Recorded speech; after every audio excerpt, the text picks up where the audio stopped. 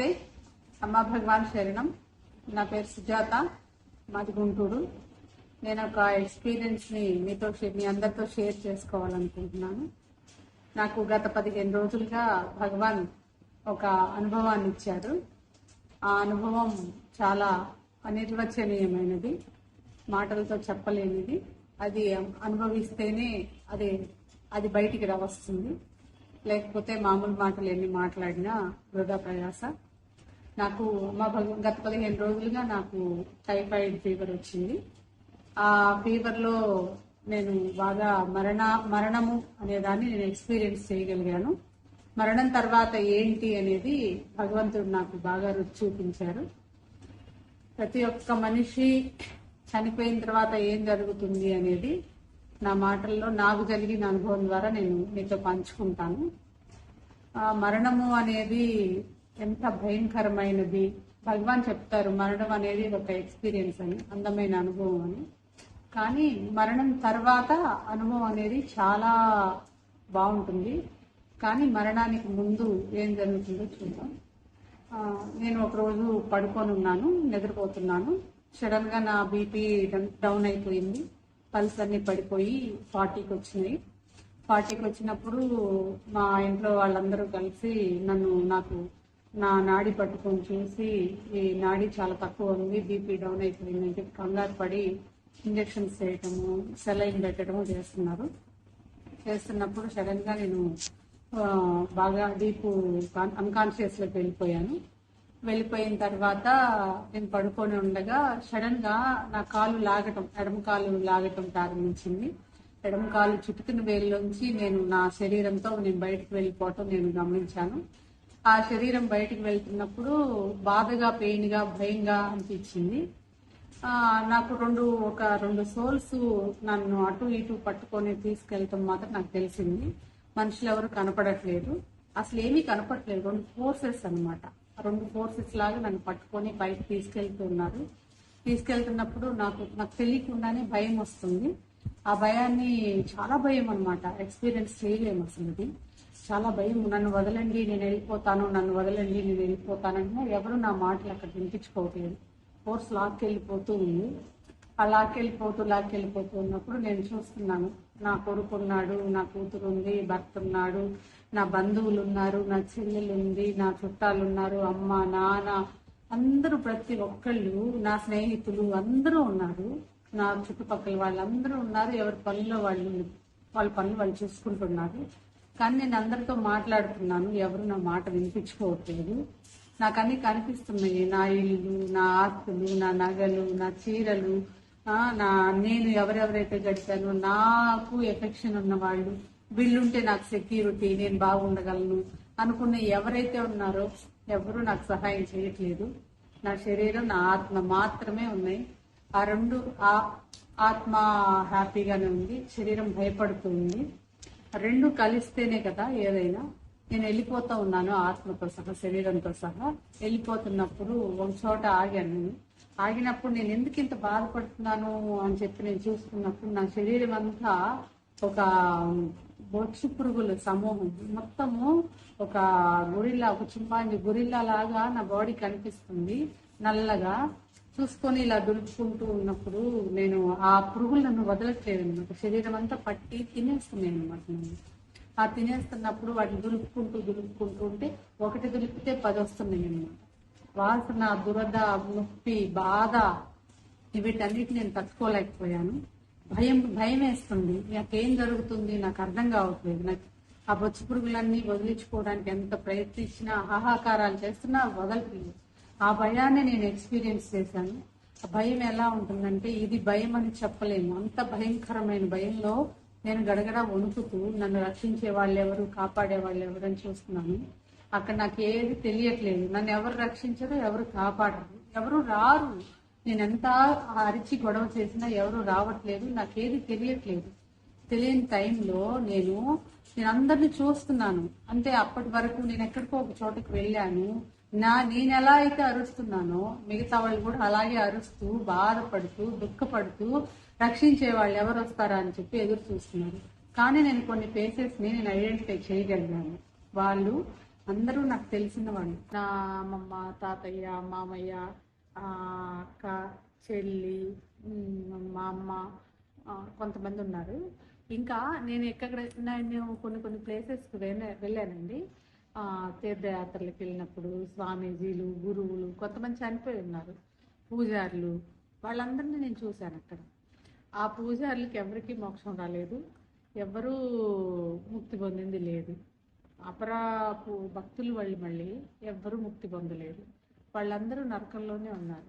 Try చేస్తున్నారు, అక్కడికి వెళ్ళిన తర్వాత వాళ్ళకి ఆ బాధలో ట్రై చేస్తున్నారు తప్పించుకోవాలని, కానీ తప్పించుకోలేకపోతున్నారు. ఈ ఈ క్రమంలో వాళ్ళు అందరూ కొంతమంది వేరే వైపు నుంచి వెళ్ళిపోతుంటే వాళ్ళు ఎక్కడికి వెళ్తున్నారనే థింకింగ్లో ఉండి అక్కడక్కడే బాధలో ఉన్నారు తప్పితే వాళ్ళు అసలు బయటికి రాలేకపోతున్నారు. ప్రతి ఒక్కళ్ళకి ఇప్పుడు తెలియదు నరకం అంటే. అక్కడికి వెళ్తే ఎలా బయటపడాలా అని తెలివి కూడా రాదు, అందులోనే ఉంటారు.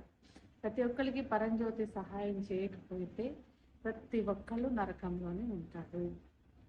కొంతమంది భక్తులు ఉన్నారు, వాళ్ళు నాకు ఆ టైంలో వాళ్ళు ఎవరో నాకు తెలియదు, కానీ నాకు తెలిసిన వాళ్ళు.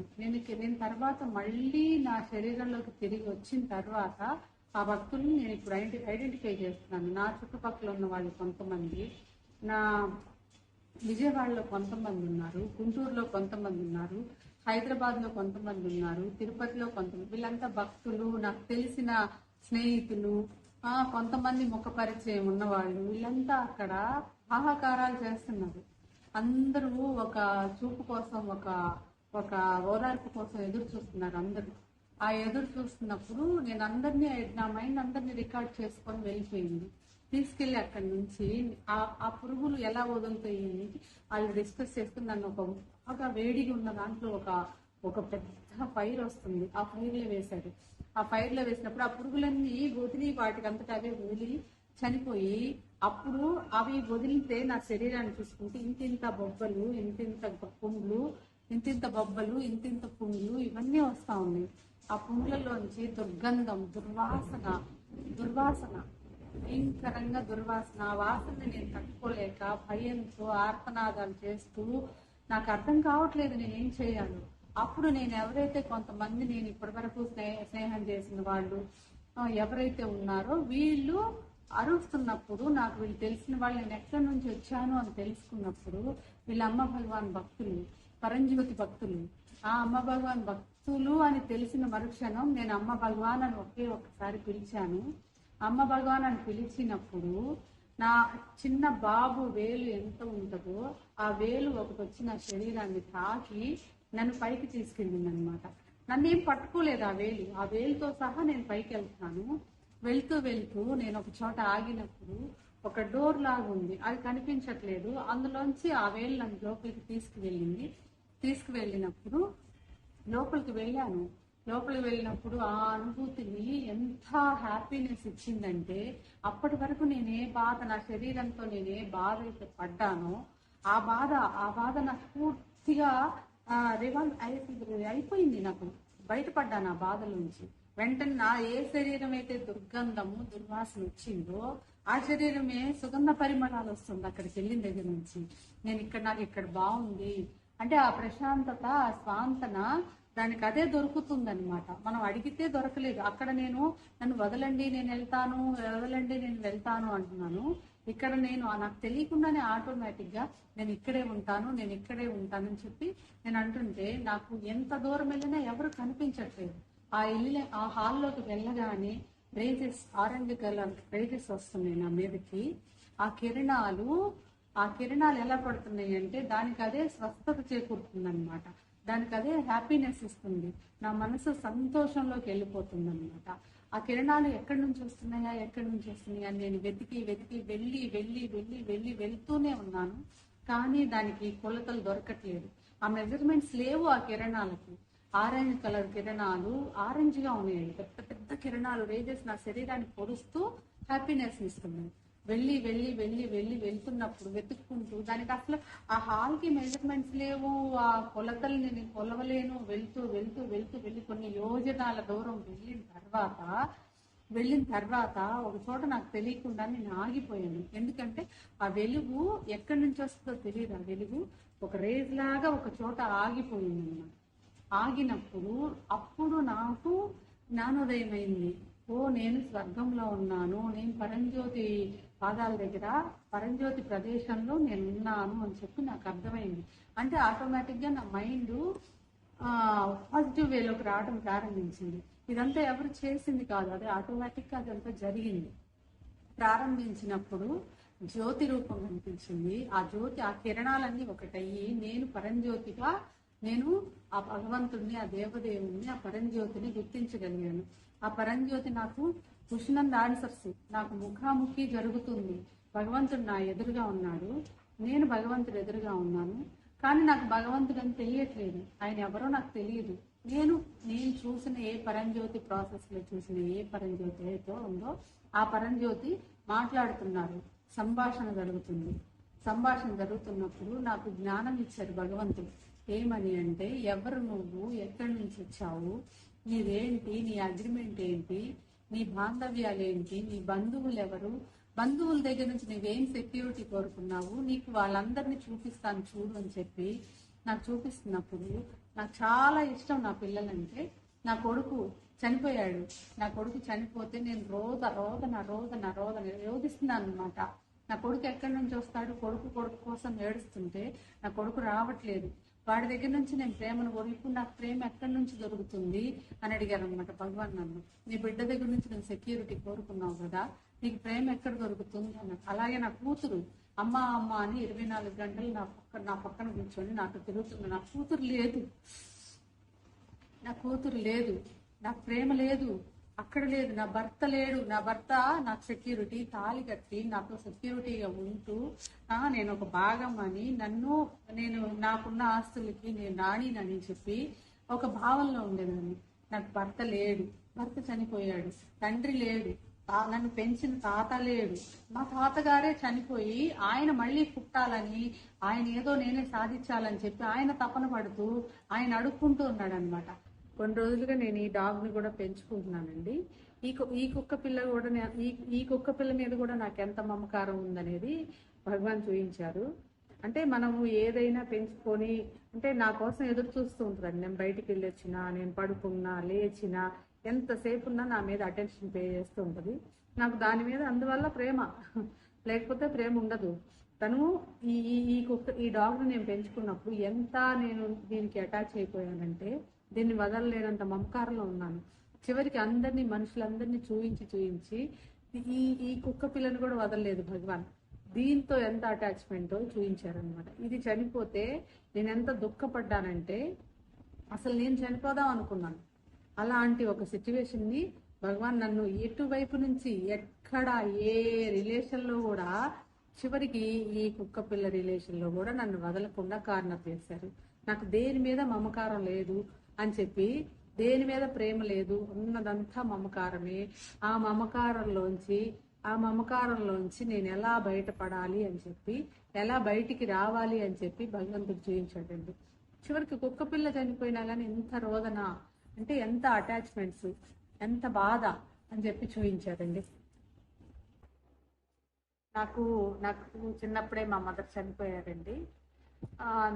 నాకు తల్లి ప్రేమ గురించి పరంజ్యోతి వివరిస్తూ ఏం చెప్పారంటే, తల్లి అంటే నేను ప్రతి ఒక్కరితో కంపేర్ చేసుకునేదాన్ని. ఎవరు పిల్లలన్నా మదర్ దగ్గర ప్రేమగా ఉంటున్నా, లేకపోతే తల్లి ప్రేమ చూపిస్తున్నా, ఆ టైంలో నాకు ఒక బాధ, దుఃఖం కలుగుతుండేది.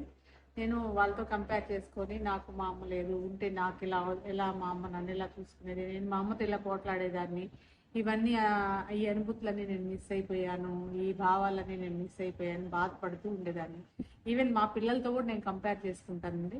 నేను మా పిల్లలకి ఏదైనా చేస్తున్నప్పుడు పిల్లలు నా మీద పోట్లాడుతున్నప్పుడు, లేదా ప్రేమిస్తున్నప్పుడు, లేదా అందరం కలిసి ఉన్నప్పుడు అమ్మ అమ్మ అని వాళ్ళు జోక్స్ వేయటము, లేదా తిట్టడము, కోపం వచ్చినప్పుడు నాకు లోపల కంపారిజన్, వీళ్ళకి మదర్ ఉండబట్టి కదా వీళ్ళు ఇలా బిహేవ్ చేస్తున్నారు, వీళ్ళన్నీ షేర్ చేసుకుంటున్నారు, వీళ్ళకి ఇంత కష్టం కలగకుండా ఉంది, నాకు మదర్ లేదు కదా అని చెప్పి ఎప్పుడు నేను కంపేర్ చేసుకుంటూ ఉంటానండి. కంపేర్ చేసుకుంటున్నప్పుడు నాకు పైకి వెళ్ళినప్పుడు పరంజ్యోతి అది కూడా చూపించారు. ఆ మా అమ్మ గురించి చూపిస్తూ, చూడు తల్లి ప్రేమ అనేది తల్లి దగ్గర ఒక్కటే దొరుకుతుందా, నువ్వు ఆ ప్రేమ కోసం పరితపిస్తున్నావా, దానికోసం ఒక దుఃఖంలో ఉండి నాకేదీ లేదని చెప్పి బాధపడుతున్నావా అని చెప్పి నాకు చూడు ఎలా ప్రేమ కోసం నీకు నీకు ప్రేమనిచ్చే తల్లి ఉంటే నీకు ప్రేమిస్తుంది అన్నావు కదా, చూడు ఆ తల్లి ఎలా ఉందని చెప్పి చూపించారండి. మా మదర్ కి కూడా ఒక పెయిన్ తో ఉంది, పిల్లలతో వదిలేసి వెళ్ళిపోయానని చెప్పి ఒక పెయిన్ తో ఉంది. ఆ ప్రేమని ఎలా ఇవ్వాలి ఎలా ఇవ్వాలని ఆమె పరితపిస్తుంది. ఆమె పరితపించే క్రమంలో ఆమె దుఃఖంలో ఉంది, అక్కడ ఆ నరకంలో ఉండి దుఃఖంలో ఉంచి బాధపడుతూ ఉంది. చూసావా ఎక్కడుంది ప్రేమ అని అడిగారు. నీ తల్లి గురించి నువ్వు ఎంత బాధపడుతున్నావు కదా, నీకు తల్లి ఇప్పుడు ప్రేమనిస్తుందా, నరకంలో పడి ఆమెకి ఎవరు గుర్తులేక బాధపడుతూ ఉంది, ఇప్పుడు ఎక్కడి నుంచి నీకు ప్రేమ వస్తుంది అని అడిగారండి నన్ను భగవాన్. చూసావా అని చెప్పి నాకు ఆ నిమిషం నాకు నిజమే కదా, ఎవరికి వాళ్ళు నరకంలో పడి ఎవరికి వాళ్ళు బాధపడుతూ దుఃఖపడుతూ ఇంకా ప్రేమని గురించి ఆలోచించడమే లేదు కదా, వాళ్ళ దగ్గర నుంచి నేను ఎలా ప్రేమను కోరుకోగలను అని చెప్పి అప్పుడు నాకు ఆ రియలైజేషన్ వచ్చిందండి. కేవలం ఎవరైనా మనసుకు బద్దులే తప్పితే ప్రేమకి ఎక్కడా స్థానం లేదు. ఎవరికి వాళ్ళు ప్రేమ అనే పేరు పెట్టుకొని సర్వైవ్ అవుతున్నారు. నాకు నీ మీద ప్రేమ, నాకు నీ మీద ప్రేమ అని చెప్పి సర్వైవ్ అవుతున్నారు తప్పితే ఆ మనిషి ఆ స్థానంలో నిలబడాలని చెప్పి చూస్తుంది తప్పితే ప్రేమ అనేది లేదు అని చెప్పి భగవాన్ చూపించారండి. ఎందుకు ఈవెన్ నా పిల్లల్ని ప్రేమిస్తున్నప్పుడు, నా పిల్లలతో ఉంటున్నప్పుడు, నువ్వు ఒక తల్లివి కదా, నీకు 2 బిడ్డలు ఉన్నారు కదా, నువ్వు వాళ్ళకి ఏ కల్మషం లేకుండా ప్రేమిస్తున్నావా, వాళ్ళు ఏదైనా నీ మాట వినకపోతే నీకు కోపం వస్తుంది, బాధ కలుగుతుంది, చిచి వీళ్ళతో నాకు అవసరం లేదనిపిస్తుంది, నీ పిల్లలు నువ్వు ఏదైనా చేయకపోతే నేను ఇక్కడి నుంచి వెళ్ళిపోతాను, లేకపోతే నీతో కలిసి ఉండను, ఎంత తొందరగా నీ దగ్గర నుంచి వెళ్ళిపోతే అంత బాగుంటుంది, ఇలా మాట్లాడుతున్నప్పుడు అది ప్రేమలోంచి వచ్చే మాటలు కదా కాదు కదా అని చెప్పి భగవాన్ చూపిస్తున్నారు.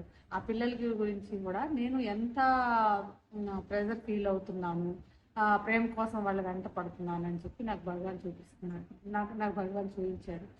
ఇవి ఈ ఈ మాటలన్నీ పరంజ్యోతికి నాకు ఎదురెదురుగా కూర్చున్నప్పుడు జరిగినవి. ఈ సంభాషణ అంతా నువ్వు ఎన్ని చోట్లని ప్రేమ వెతుకుతావు అని అడుగుతున్నారు. మదర్ దగ్గర నుంచి నీకు ప్రేమ రావట్లేదు, పిల్లల దగ్గర నుంచి ప్రేమ రావట్లేదు, ఎవరి దగ్గర నుంచి ప్రేమ రావట్లేదు, చివరికి నా దగ్గర వచ్చి కూర్చొని నన్ను ప్రేమ అడుగుతున్నావు, అక్కడే కదా నీకు ఉపశమనం లభిస్తుంది అని చెప్పి భగవాన్ చెప్తున్నారు.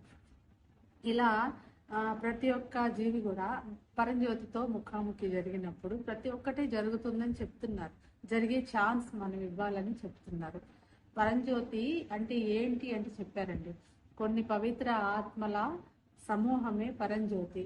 అన్ని ఆత్మలు కలిసి ప్రార్థన చేసి ఈ ఈ ఈ ఈ ఈ సృష్టి క్రమం నుంచి మమ్మల్ని తప్పించు, మేము పరంజ్యోతిలో ఐక్యమైపోవాలని అందరూ చాలా ఒక సమూహంగా ఏర్పడి ప్రార్థనలు చేసినప్పుడు, మామూలు మనుషులు చేస్తే పరంజ్యోతి రెస్పాండ్ అవ్వరు. ఆ సత్యమైన ఆత్మ ప్రార్థన చేసినప్పుడు మాత్రమే జ్యోతి పరంజ్యోతిగా మారుతుంది. ఒక దీపం వెలిగించి అందులో ఒక జ్యోతి రాగానే, ఆహా నేను గ్రేటు, నేను సూపరు, నేను మహాభక్తురాల్ని, నేను చాలా సేవ చేశాను కాబట్టి నేను మహాసేవ చేశాను అని చెప్పి మహాసేవ చేశాను, నేను గ్రేటు అని చెప్పి అని ఫీల్ అయిపోయి మనకు మనమే ఉన్నత స్థానం ఇచ్చుకుంటున్నాం. అది కాదు ఇంట్లో జ్యోతి రాగానే అది పరంజ్యోతి అవ్వదు. మనకి ఆయన ఉన్నాను అని చెప్పి ప్రూవ్ చేసుకుంటున్నారు. ఆ ఉన్నదాన్ని మనము ఇంకా ఇంకా ఇంకా ఇంకా ప్రార్థన చేసి ఒక సమూహంగా ఏర్పడి నిస్వార్థంగా పరంజ్యోతి ఒక కష్టం వచ్చినప్పుడు అందరూ కలిసి పిలిచి ఆయనకి మనం సహాయం చేసి, ఆయన రావటానికి కూడా మనం సహాయం చేయాలి. ఆ సహాయం ఆయన రావటం కోసమే, ఆ సహాయం కోసమే మన కోసం ఎదురు చూస్తున్నారు పరంజ్యోతి. ఆయన రావడానికి 1 నిమిషం పట్టదు, కానీ సరైన రీజన్ ఉండాలి ఆయన రావాలంటే అని చెప్పి చెప్తున్నారు పరంజ్యోతి. జ్యోతిని పరంజ్యోతిగా మారటానికి మానవులు అందరూ కలిసి సహాయం చేస్తేనే జ్యోతి పరంజ్యోతిగా మారుద్ది. ఇప్పుడున్న జ్యోతిలో భగవంతుడు ఆత్మ ఉంది, దాన్ని ఇంకా పెద్దగా చేయాలని చెప్పి పరంజ్యోతి చెప్తున్నారు నాతో. నా చెల్లి లేదు, నా తల్లి లేదు, నా తండ్రి లేడు, తాత లేదు, భర్త లేదు, కొడుకు లేడు, కూతురు లేదు, స్నేహితులు లేరు, అమితంగా ఇష్టపడే స్నేహితులు లేరు, వాళ్ళు చనిపోయారు, అందరూ చనిపోయారు, ప్రతి ఒక్కళ్ళు చనిపోయారు.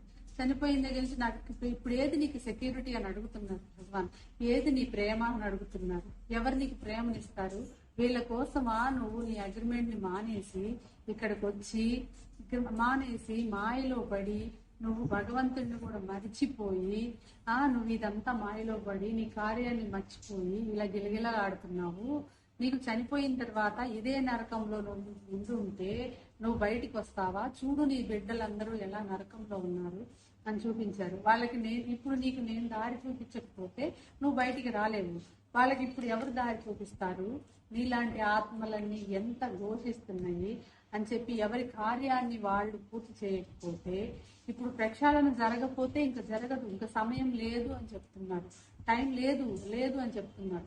ఇప్పుడు నువ్వు చనిపోయావు, నీకనేది ప్రక్షాళన జరిగి ఉండకపోతే, ఇది జరిగి ఉండకపోతే నువ్వు మళ్ళీ పుట్టి మళ్ళీ ఎవరి ఏ రుణాలు తీర్చుకోలేవు, నా రుణం అసలే తీర్చుకోలేవు అని అంటున్నారు. ఎందుకంటే నా జన్మ పరిసమాప్తం అవుతున్నప్పుడు నువ్వెక్కడి నుంచి వస్తావు అని అడుగుతున్నారు నన్ను భగవాన్. నువ్వు ఎక్కడ ద్వేషాన్ని పూర్తి చేసుకుంటావు, ఎక్కడ ప్రేమను పూర్తి చేసుకుంటావు, మానవ జాతికి ఎక్కడ నువ్వు సహాయం చేస్తావు? సేవ చేస్తున్నాను అనుకొని ప్రతి ఒక్కళ్ళు టైం పాస్ కి సేవ చేస్తూ, టైం పాస్ కి తిరుగుతూ, టైం పాస్ కి గడిపేస్తూ నేను మానవ జాతికి సహాయం చేస్తున్నాను, ఆయనే నన్ను ఎంచుకున్నాడు, ఈయనే నన్ను ఎంచుకున్నాడు అని చెప్పి ఉట్టుట్టి మాటలు చెప్పుకుంటూ అబద్ధాల్లో, మోసాల్లో, భ్రమల్లో బతుకుతున్నారు. నేను చేసేది నిజమైన సేవ అని చెప్తున్నారు భగవాన్. నేను చేసేదే నిజమైన సేవ. మీ మానవ జాతి కోసం నేను ఎంత కష్టపడుతున్నానంటే, నేను ఆ సహాయం చేసే సమయంలో ఆ పరంకరుణ భూమి మీదకి వచ్చే సమయంలో నాకు భార్య లేదు, భర్త లేదు, పిల్లలు లేరు, చుట్టాలు లేరు, బంధువులు లేరు, నిష్పక్షపాతంగా నేను ఉంటాను అని చెప్తున్నారు. నేను ఒక మనిషికి సహాయం చేసే టైంలో నిష్పక్షపాతంగా ఉండి మంచి చెడులు అనేది లేకుండా ఆ వ్యక్తికి సహాయం చేస్తాను, ఎంత కష్టమైన పడతాను నేను అని చెప్తున్నారు. సేవ మీ అందరూ చేయట్లేదు, నేనే సహాయం చేస్తున్నాను, నేను చేసేది సేవ. ఎక్కడా అని చెప్పి నేను ఈ బంధువులందరి కోసం, ఈ జనాల కోసం, ఈ ఆస్తుల కోసం, ఈ నగల కోసం, ఈ సర్వైవింగ్స్ కోసం ఈ ఎంత పాకులాడుతున్నానో, నాకు ముఖాముఖి భగవంతుడితో ముఖాముఖి జరిగిన తర్వాత గాని నాకు అర్థమవలేదు. నాకు ప్రక్షాళన జరిగింది. ఇలా ప్రతి ఒక్కరికి ప్రక్షాళన చేస్తానంటున్నారు. ఇది మీ వల్ల కాదని కూడా చెప్తున్నారు భగవాన్. ప్రతి ఒక్కరికి ప్రక్షాళన జరిగి తీరాలి అని చెప్తున్నారు. ప్రతి ఒక్కరికి ప్రక్షాళన జరిగినప్పుడు వాళ్ళు వజ్రాలాగా మెరుస్తారు, నా కిరీటంలో వజ్రాలు అవుతారు అని చెప్తున్నారు అమ్మ భగవాన్. ఆ పరంజ్యోతి, ఆ దేవదేవుడు ఇంత కష్టపడి భూమి మీదకి వచ్చి అవతార పరిసమాప్తి చేసే ముందు మనుషులందరము సహాయం తొందర పడలేదు అంటే ఇది ఒక రోజులో జరిగేది కాదు, ఒక్క నిమిషంలో జరిగేది కాదు. ఇది తెలియకుండా సడన్ గా కుటుంబ సభ్యులందరినీ కోల్పోతాం. భర్తను కోల్పోతాము, భార్యని కోల్పోతాము, పిల్లల్ని కోల్పోతాం, తర్వాత ఒంటరిగా జీవిస్తాం మనం. ఆ భయంకరమైనది ఎలా ఉంటుందో కూడా నాకు చూపించారనమాట అమ్మ భగవాన్. డేట్ చెప్తున్నారు 2025 ఏప్రిల్ 11 అని నాకు సమయాన్ని చూపిస్తున్నారు. ఆ సమయాన్ని చూపించినప్పుడు మనుషులందరూ ఎలా ఉన్నారంటే, వాళ్ళ ముక్కుల్లోంచి, చెవుల్లోంచి చీము, నెత్తురు, పురుగులు వస్తున్నాయి, పుండ్లు పడిపోతున్నాయి, ఒకరికొకరు సహాయం చేసుకోలేకపోతున్నారు. ఇప్పుడు ఒక వ్యక్తికి అలా ఏదైతే ఒక జబ్బు వచ్చిందో ఆ టైంలో మిగతా కుటుంబ సభ్యులు ఎవ్వరూ దగ్గర ఉండరు. వాడు కుళ్ళి చనిపోతాడు. మిగతా కుటుంబ సభ్యులందరూ భయపడతారు. అలాంటి ఒక భయంకరమైన జబ్బులు రాబోతున్నాయి అని చెప్పి భగవాన్ నాకు చూపించారు. మానవ జాతి నాశనము ప్రారంభమైంది, టైం అయిపోయింది అని చెప్తున్నారు. నేను రాను, మీరు రారు అని చెప్తున్నారు. నేను రాకపోతే మీరు నరకంలో ఉంటారు. ప్రతి ఒక్క మనిషి తెలుసుకోకపోతే నరకంలోనే ఉంటారు. ఆ నరకం ఎక్స్పీరియన్స్ నాకు చేసిన తర్వాత నా హృదయం ఎలా చెలించిపోతుందంటే, మనుషుల మీద ఇంత దుఃఖమా, మనుషుల మీద ఇంత ద్వేషమా, మనుషుల మీద ఇంత అటాచ్మెంట్సా, ఇంత మమకారాల్లో ఇరుక్కున్నానా? ఇరుక్కోవడం అంటే ఏం లేదండి. అక్కడ ఎంతసేపు ఉన్నా వాళ్ళ దగ్గర నుంచి మనం ఏదో ఆశించటం, మనకేదో కావాలంటాం. వాళ్ళకి ఇది చేస్తున్నాను, నాకు ఇది చేయట్లేదు. ఇదే మమకారం. ఈర్ష, ద్వేషం, కోపం, ప్రతి ఒక్కటి ఈ జలసీలు ఇవన్నీ ఉంటాయని చెప్తున్నారు. భగవంతుడు ఎప్పుడైతే ప్రక్షాళన చేసి భగవంతుడు మీ జీవితంలో ప్రవేశిస్తాడో అప్పుడు ఇవన్నీ ఛార్జెస్ అన్ని తగ్గిపోతాయి. రియలైజ్ అవ్వాలి ప్రతి ఒక్కళ్ళు. రియలైజ్ అవ్వకుండా మానవ జాతి ఎదుగుదల అనేది లేదు. కొంతవరకు ఇది అయినా సరే రియలైజ్ అయినా కొంతమంది మాత్రమే నేను రక్షించగలను అంటున్నారు. ఎంత ఫైన్ క్వాలిటీ కావాలని అంటున్నారంటే ఆ క్వాలిటీ పీపుల్ని భగవాన్ ఎంచుకుంటారు.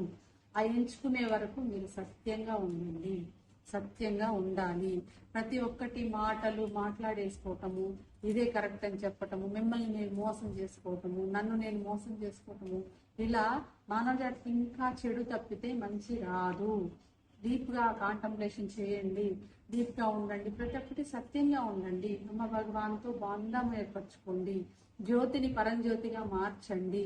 జ్యోతి నార్మల్ గానే ఉంటది మన ఇంట్లో, మనం ప్రార్థనలు చేస్తాము, దానికి పవర్ ఎప్పుడు వస్తుంది?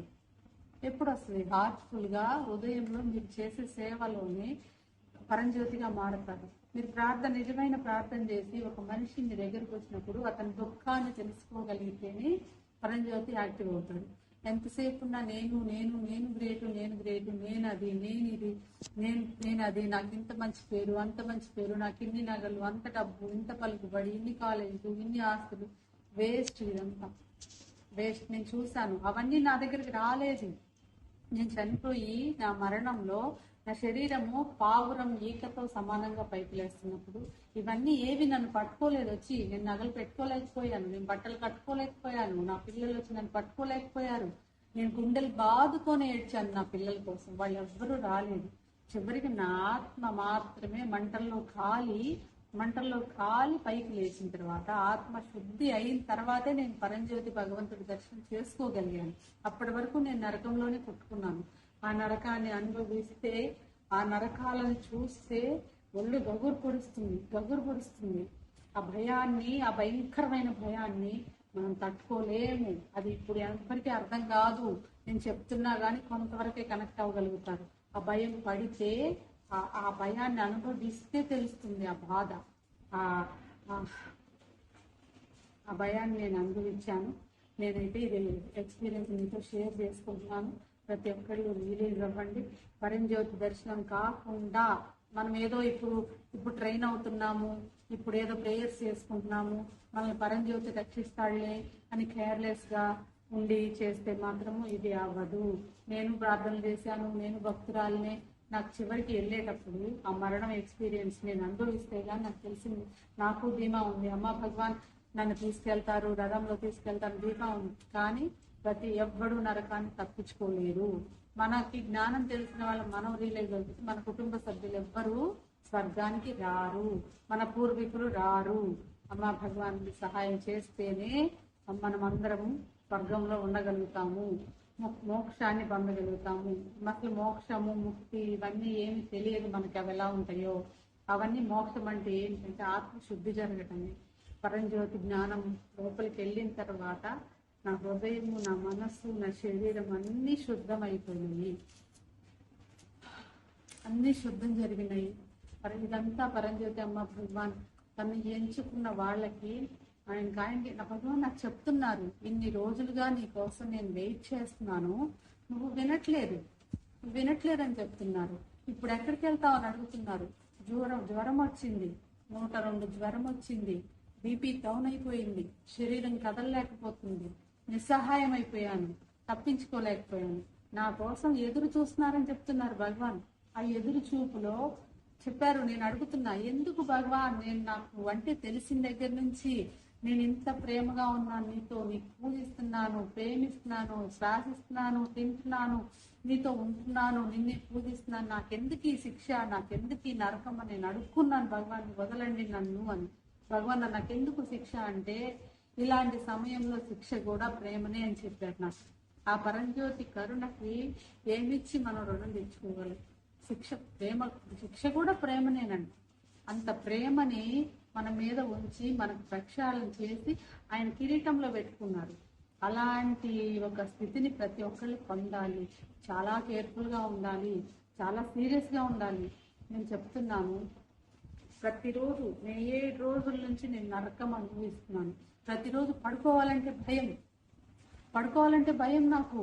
ఏం జరిగిద్దో ఈ రోజు అప్పటికప్పుడే బాడీ అంతా నీరసం అయిపోద్ది, ఏం జరుగుద్దో తెలియదు. చాలా కష్టంగా ఉండింది, చాలా కష్టం.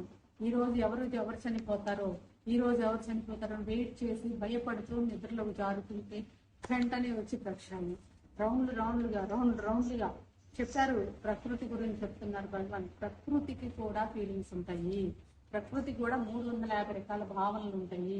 350 రకాల ఫీలింగ్స్ ఉంటాయంట. ప్రకృతి చెట్టుకుంటుంది, పుట్టకుంటుంది, ప్రతి ఒక్కటి చెప్తున్నారు. జంతువులకు ఉంటాయి. జంతువులు కోపం వస్తుంది, చెట్టు కోపం వస్తుంది. చెట్టు కోపం వచ్చి కార్బన్ డైఆక్సైడ్ రిలీజ్ చేస్తుందంట. కోపం వస్తుందంట చెట్టుకి. ప్రతి ఒక్కటి చెప్తున్నారు. ఒక్కొక్క దాని ఫీలింగ్స్ ఆ పరమాత్ముడికే అర్థమవుతుంది, మనకు అర్థం కాదు. ఇప్పటికన్నా ఈ మమకారాలను వదిలేసి భగవంతుని తెలుసుకునే దాంట్లో పడకపోతే టైం అయిపోయింది. కార్నర్ అయిపోయాం మనం ఏం చేయలేము. నిస్సహాయంగా కొట్టుకొని ఏడ్చి చనిపోయే బదులు తెలుసుకొని పరంజ్యోతిని ఆయన సేవ చేసుకుంటూ లోపల సత్యంగా రియలైజ్ అవుతూ ఉంటే ఖచ్చితంగా మన పాస్ట్ లైఫ్ నుంచి మనల్ని పాస్ట్ లైఫ్ లో ఉన్నాం. ఆ కర్మల వల్లనే కదా మనం మళ్ళీ పుట్టి మళ్ళీ చనిపోతున్నాం. ఆ కర్మలను కూడా మనం అనుభవించలేకపోతే నరకంలో ఉంటాం. ఎప్పుడో పూర్వజన్మ కర్మలు ఉన్నాయి కదా, ఆ కర్మలను అనుభవించలేము. అంటే మన జన్మ లేకపోతే మనం అనుభవించలేము కదా. అనుభవించలేనప్పుడు ఎక్కడ ఉంటాం? మనం నరకంలో ఉంటాం. భర్త ఉండడు, భార్య ఉండదు, అందరూ చనిపోతారు. మనము అది చూస్తూ మనం ఇంకా నరకం పడుతూ భూమి మీద నరకంలోకి వెళ్ళి నరకం పడి వాళ్ళని రక్షించుకోలేక మనం బాధలు పడుతూ అక్కడక్కడే కొట్టుకుంటూ భగవంతుని చేరుకోలేక టైం లేదు, సమయం లేదు, ఏం చేయలేము. ఇప్పటికైనా తెలుసుకొని భగవంతుడికి మొరపెట్టుకొని ప్రార్థనలు చేస్తూ సేవ చేస్తూ మోక్షాన్ని అడుగుతూ భగవంతుని ఎక్స్పీరియన్స్ చేసుకుంటేనే మనకి ఏమీ చేయలేము. సరెండర్ అవ్వాలి. నాకు జ్వరం వస్తుంది అనుకోలేదు. నేను చాలా యాక్టివ్గా ఉన్నాను. జ్వరం వస్తుంది అనుకోలేదు. వచ్చినా మామూలు జ్వరం అందరితో పాటు నాకు కూడా వస్తుంది అనుకున్నాను. నాకు సాధారణంగా జ్వరం రాదు. నా శరీరం పడిపోయి మనసు నిస్సహాయం అయిపోయేంత జ్వరాన్ని తెచ్చుకొని నాకు ఈరోజు నన్ను పవిత్రంగా చేసి నన్ను ఈరోజు ఈ విధంగా తీర్చిదిద్దారంటే ఆ పరంజ్యోతికి ఎంత కృతజ్ఞరాలు నేను. ఆ టైంలో నా హృదయము చేంజ్ అయిపోయింది అనమాట. నా ద్వేషంతో కొట్టుకుంటున్న నా హృదయము మారిపోయి ప్రతి ఒక్కరి మీద ప్రేమ, కరుణ వస్తుంది. ఇప్పుడు ఎవరి పేరు ఎదురు వ్యక్తి ఎదురుగా లేకపోయినా పేరు తలుచుకున్నా కానీ దుఃఖం వస్తుంది. ప్రతి ఒక్క పేరు తలుచుకున్నా కానీ దుఃఖం వస్తుంది. ఆ దుఃఖాన్ని అనుభవించి 15 రోజులుగా నాకు తెలియదు ఇదంతా. 15 రోజులుగా నేను ఈ దుఃఖంలో మునిగి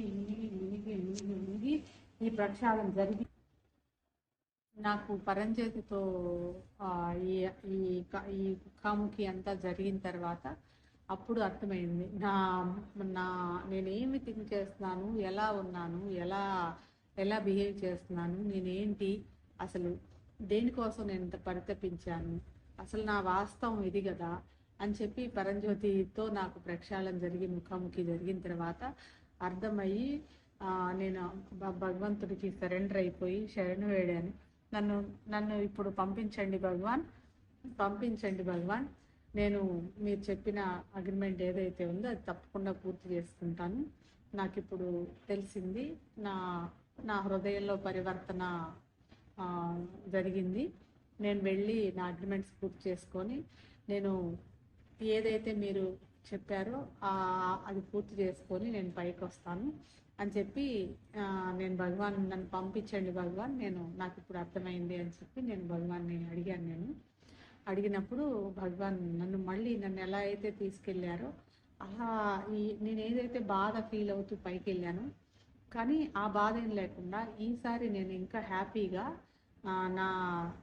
నా బాడీ ఏదైతే ఉందో ఎలా చిటికెన వేలు నుంచి కాళ్ళ నుంచి వెళ్ళాను అలా కాకుండా సడన్గా నేను నిద్రలోంచి లేచినట్టు మళ్ళీ బయటకు వచ్చాను. బయటకు వచ్చిన ఈ ప్రక్రియ అంతా నాకు 7 days జరిగింది. 7 రోజులు జరిగింది. భగవంతుడు ఎంతసేపు చేశాడో కానీ నాకు 7 daysగా నేను ఈ ప్రాసెస్ని అనుభవించాను. పరిశుద్ధ ఆత్మగా భగవంతుడిని స్వర్గంలో కలుసుకున్నాను. కలుసుకొని ఈ జ్ఞానం అంతా నాకు పరంజ్యోతి బోధించారు. ప్రక్షాళన జరిగింది. ఎంతటి అదృష్టం! ఇప్పుడు నాకు అనిపిస్తుంది, నాకు స్వర్గం నేను నరకానికి వెళ్ళి ఉండకపోయి ఉంటే నాకు పరంజ్యోతి దర్శనం కలిగి ఉండేది కాదు కదా. నేను ఇంత ప్రక్షాళన నా మనసుకి ఇంత ప్రక్షాళన జరిగిండేది కాదు కదా. ఎంత బాగుంది ఈ అనుభవం. ఎంత భయంకరంలోంచి, అంత మహాభయంకరమైన వేదంలోంచి సుఖంలోకి వచ్చినట్టుంది. ఇప్పుడు తెలుస్తుంది సుఖము ఆనందము అంటే. నాకు ఇప్పుడు అర్థమవుతుంది. ఇదంతా పరంజ్యోతి అనుగ్రహం. పరంజ్యోతి లేనిది ఇదంతా జరగదు. ప్రతి ఒక్క మిగతా వాళ్ళకి తెలియకపోవచ్చు ఎక్స్పీరియన్స్ అంతా. భక్తులు అనే వాళ్ళకి ఖచ్చితంగా తెలుస్తుంది. ఎందుకంటే మనం అందరూ అనుభవాలు పొందుతున్నాం కాబట్టి ఈ ఎక్స్పీరియన్స్ మీ అందరూ డీప్గా తీసుకొని, అందరూ తొందరపడండి, త్వరపడండి. అందరూ తెలుసుకోండి, త్వరపడండి. అమ్మ భగవాన్ తెలుసుకోండి. పరంజ్యోతి అమ్మ భగవానే పరంజ్యోతి. నాకు ఈరోజు క్లియర్గా అర్థమైంది. అమ్మ భగవాన్ వెరీ క్లియర్గా అర్థమయ్యారు. పరంజ్యోతి పురుషోత్తముడే పరంజ్యోతి. థ్యాంక్ యూ అమ్మ భగవాన్. ఇంతటి అనుగ్రహాన్ని నన్ను చూస్ చేసుకొని ఇదంతా నాకు కాంటాబులేషన్ చేయించినందుకు, ముఖాముఖి జరిపించుకున్నందుకు అనంత కోటికి అమ్మ భగవాన్. Thank you.